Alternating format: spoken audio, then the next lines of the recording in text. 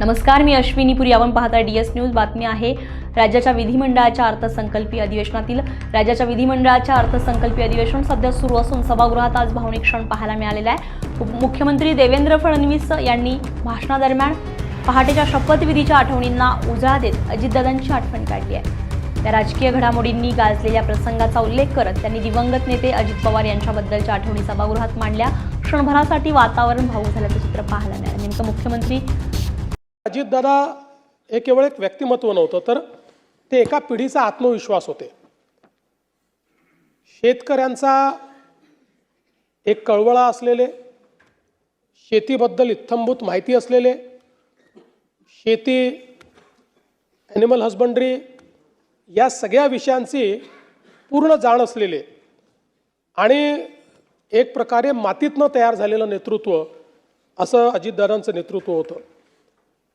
त्यांच्या जीवनामध्ये अनेक संघर्ष आले, कुठल्याही संघर्षाला त्यांनी पाठ दाखवली नाही. सातत्याने त्या संघर्षाला सामोरं ते गेले, कधी पुढापुढे झुकले नाहीत.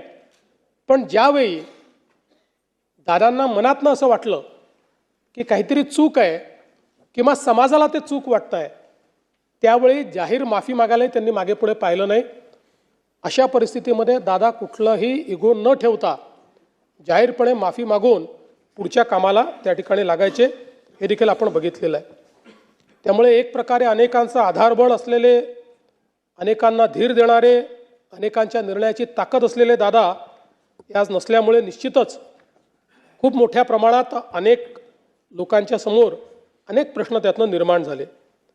खरं म्हणजे अजितदादांबद्दल सगळे नेहमीच सांगतात की शब्दाला जागणारा अशा प्रकारचा नेता होता.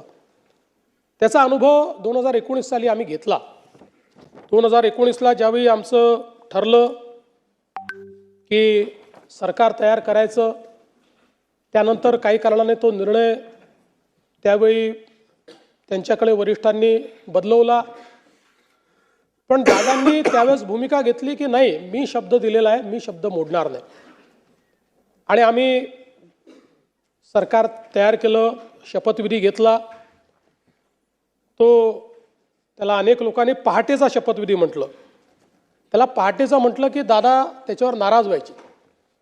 दादा म्हणायचे पहाट म्हणजे 6 असतं, ही काही पहाट नाही आहे, आम्ही 9 वाजता शपथ घेतली होती, तो सकाळचा शपथविधी आहे, असं नेहमी ते पत्रकारांना सांगायचे. आणि मला आजही आठवतं की त्यावेळी अतिशय दृढतेनं त्यांनी, खरं म्हणजे त्यांना निश्चितपणे काही ना काही प्रमाणात त्याची किंमत मोजावी लागली. पण तरी देखील त्यांनी सांगितलं की एकदा निर्णय झाला होता, मग या निर्णयाला मी बांधील असेल.